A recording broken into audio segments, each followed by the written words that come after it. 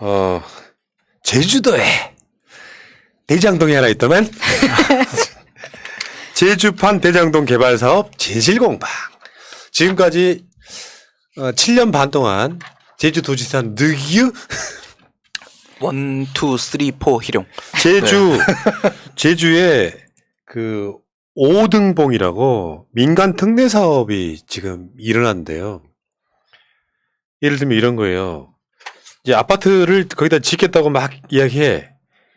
제주시와 사업자가 사업비를 부풀려서 2천억 원대에서 최대 5천억 원에 달하는 이익을 얻게 될 것 같은 이 상황이 현재.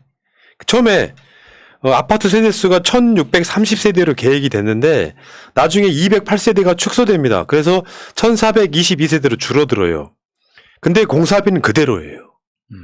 지금 208세대가 축소됐는데 공사비는 5297억 원 그대로예요. 그러니까 사업비가 변경되지 않으면 세대당 분양가가 5억 5천만 원에서 6억 3천만 원 늘어납니다. 왜 공사비가 그대로니까. 그렇죠. 그러면 사업자가 1,100억 원의 추가 이익을 또 남기게 돼. 이런 사업이 있어. 이게 원희룡 책임이야 이게. 아니 근데 이거를 변명을 뭐라 그러냐면 세대당 평수가 높아지기 때문에 공사비는 같다 이렇게 이야기를 하더라고. 나 갑자기 혼란이 왔어. 그러니까 그거는 뭐 자기들 업계 사정이니까 그렇다 쳐요. 그런데 그 이재명에 대해서 의심했던 그 눈초리로 본다면 원희룡은 이 과정에서 무슨 역할을 했느냐. 그분이.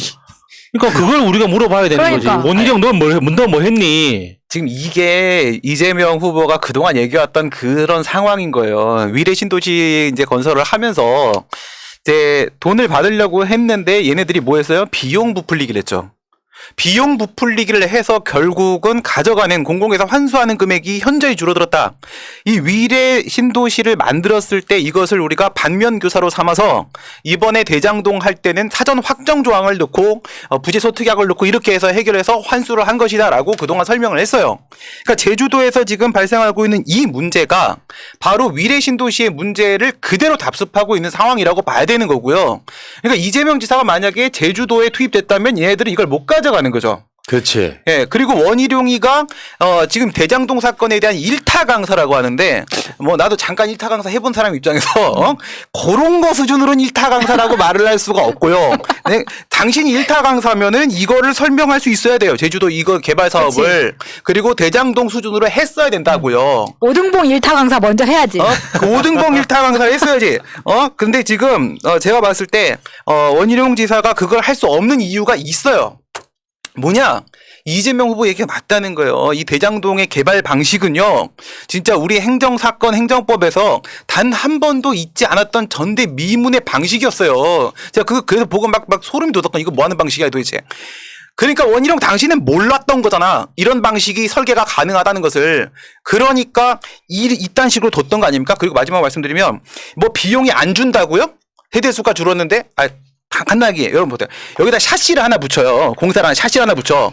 그러면 집이 여러 개에서 샤시의 개수대로 공사비 나가는 줄 아세요? 아니에요. 그럼? 그렇게 나가는 거 아니에요.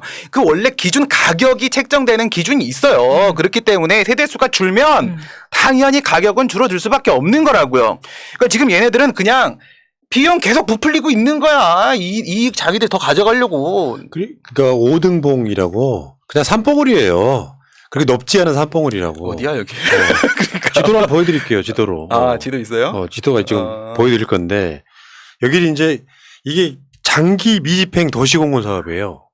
오랫동안 이게 하려고 했는데 못해갖고 환경영향평가도 막 해야 되고 이게 자연 훼손할 거냐 말 거냐 막 이런 게 있단 말이야. 그래서 제주도하고 제주시가 민간 업체가 공원 부지의 30%를 아파트로 개발하고 나머지 부지에 공원을 조성한 뒤 기부 체납하는 계획으로 추진하고 있는 건데 이 과정에서도 이제 비리가 등장을 하는 거죠.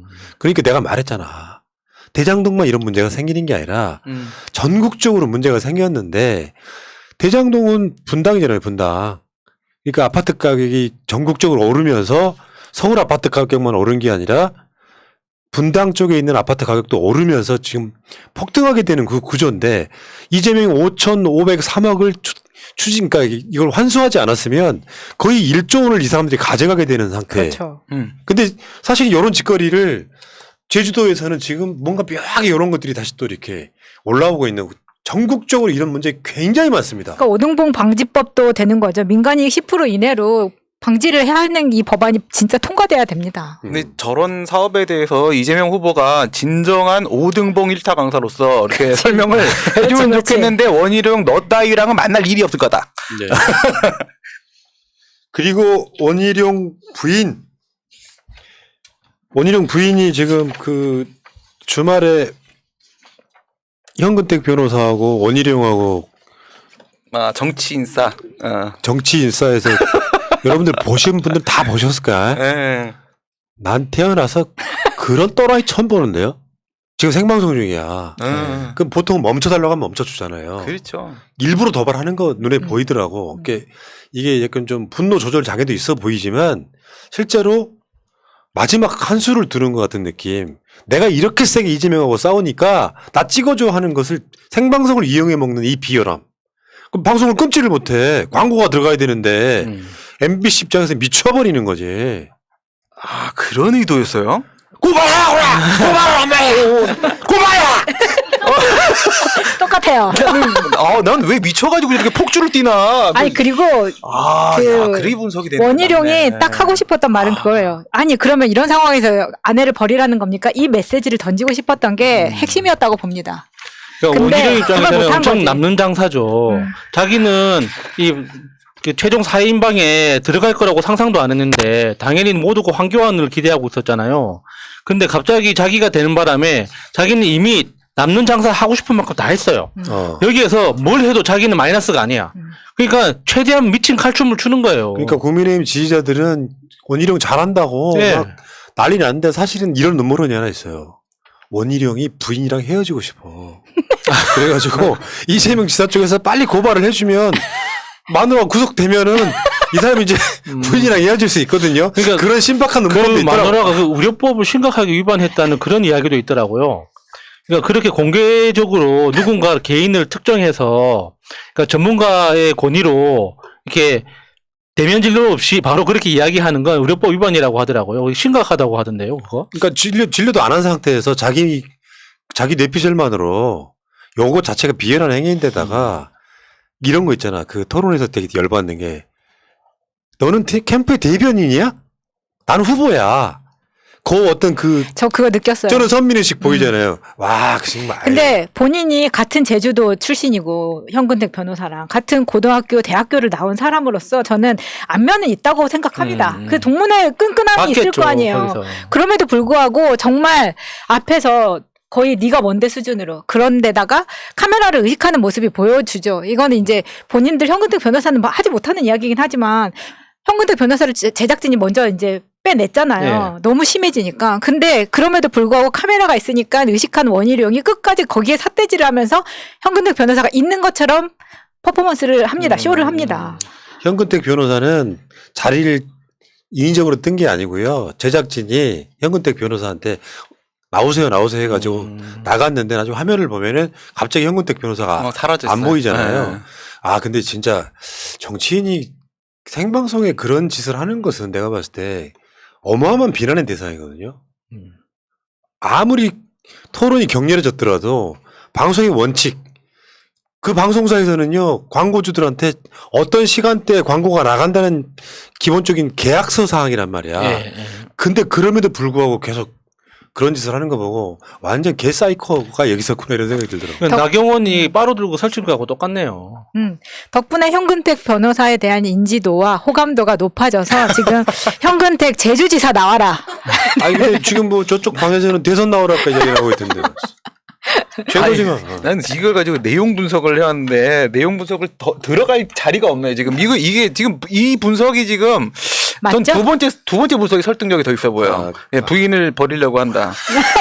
아니 이재명 지사한테 직접 보수하라고 그래 막 이러잖아요. 그걸 보면서 나는 마누라랑 살기 싫다 이런 거야. 보수 좀 해줘. 사람들이 고시것들 안 믿어. 구속시켜줘 제발. 나 지금 자유의 몸이 되고 싶어. 그런 뜻 아니야. 뭐야 소시오패스야 뭐야. 근데 그 딸은 또 아빠를 되게 좋아하는 것 같던데. 그러니까. 우리 아빠 건들지 마, 다 죽여버릴 거야. 막 칼춤 출 그러고. 거야 막 이러고. 계란은 왜 아니 던지는 근데 원희룡 거지? 가족은 이미 우리가 저 방송에서 지난주에 다 분석을 해드렸고요. 이건 뭐 그 나중에 나오는 그 잔챙이들은 저 어쩌고 이거 없어서. 그런데 뭐 아무튼 그런 정도 상황이었으니까 여러분들 생각했을 때 이걸 이재명 지사가 그랬다고 생각해봐. 첫 번째. 난리 났을 거야. 분노 조절장애 역시 소시오패스 이랬을 것 같고 두 번째는 그런 식의 진단이랄까 타 후보에 대해서 소시오패스라고 이야기하는 이야기를 우리 김혜경 여사가 했다고 생각해 보세요.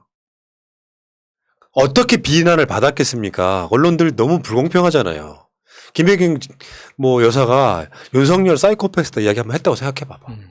그 언론이 비열한 건 너무나 당연하게 지금 그렇게 우리가 인식할 수 있는 건데 반대쪽에서 그 원희룡과 그 원희룡 와이프의 그러니까 나대는 거 그러니까 TK 어르신들이 봤을 때는 이 분명히 여자가 그냥 남편 제치고 나댄다고밖에 볼 수 없는 거예요. 그러니까 TK에서 김정숙 여사에 대한 비판 여론이 굉장히 높은 게 언론에 자주 비치잖아요. 그러니까 해외 순방 갔을 때도 김정숙 여사의 개인 일정에 대해서 보도가 나오고 하니까 TK 꼰대들은 여자가 나댄다고 생각하기 때문에 김정숙 여사를 싫어하거든요. 그러니까 원희룡은 자기 지지도는 올라갈지 모르겠는데 그 반대로 비호감도도 같이 올라가는 거예요. 이 와이프 하나 감수 못하고 나대게 냅둔다 이런 거 정말 그 TK 꼰대들 싫어하거든요. 예. 그리고 하나만 더 여러분들 그 지난주 방송에서 그 이야기 했잖아. 사법연수원생 시절에 파출소에서 난동 부린 거 있잖아요. 따뜻한 노상방뇨. 근데 전례를 받는 거 한번 생각 한번 해봐봐. 사법연수원생이기 때문에 분명히 훈방으로 끝났을 거예요. 이게 약식으로라도 기소가 됐으면 정과가 생기는 거거든. 이재명 지사 정과 이야기 하잖아요. 네. 이런 식으로 얼마나 많이 봐줬겠냐고. 난 그게 더 열받더라고. 여기까지 하겠습니다.